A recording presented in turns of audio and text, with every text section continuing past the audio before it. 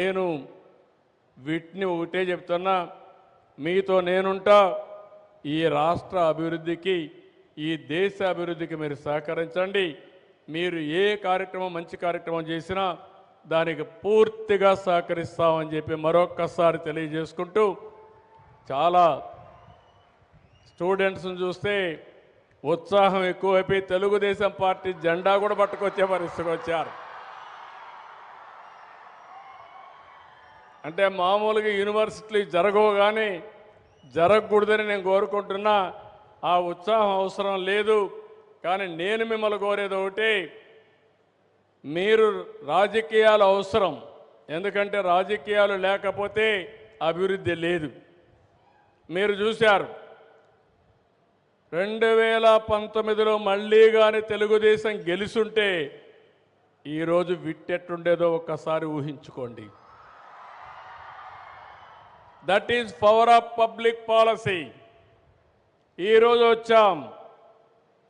ఈరోజు మీరు చూడబోతున్నారు, ఎగ్జాక్ట్గా 7 సంవత్సరాల్లో 50,000 మంది స్టూడెంట్స్తో విట్ కళకళలాడబోతుంది Amaravati. That is the target I have given for him. దీనివల్ల 12,000 కోట్ల రూపాయలు ఎకనామిక్ యాక్టివిటీ వస్తుంది. డైరెక్ట్గా, ఇండైరెక్ట్గా 15,000 మందికి ఉపాధి అవకాశాలు కలుగుతాయి. అభివృద్ధి అంటే, సంపద సృష్టించడం అంటే ఎక్కడికక్కడ ఇలాంటి ఇన్స్టిట్యూషన్స్ వస్తేనే సాధ్యమవుతుంది. ఇదే మరి నేను హైదరాబాద్లో చేస్తూ ఉంటే చాలామంది ఎగతాళి చేశారు.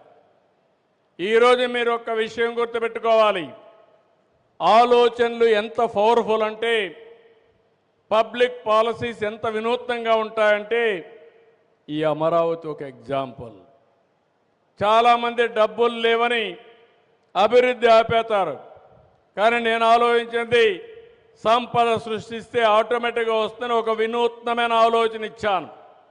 ఆ ఆలోచనే ల్యాండ్ పూలింగ్. ఆ ల్యాండ్ పూలింగ్ వల్ల రైతులు ముందుకొచ్చారు.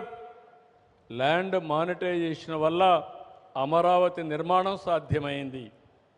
అంటే ఈరోజు ప్రభుత్వం ఒక్క పైసా ఖర్చు పెట్టే పని లేకుండా కొన్ని వేల కోట్ల రూపాయలు ఖర్చు పెట్టి ఒక నవ నగరాన్ని మనం నిర్మాణం చేయగలిగామంటే అది ఈరోజు ఈ కాన్సెప్ట్ యొక్క విలువ అని చెప్పి కూడా నేను మీకు తెలియజేస్తున్నా. రాష్ట్రంలో ఉండే అందరూ కూడా ఆలోచించాలి, అభివృద్ధికి ముందుకు రావాలి.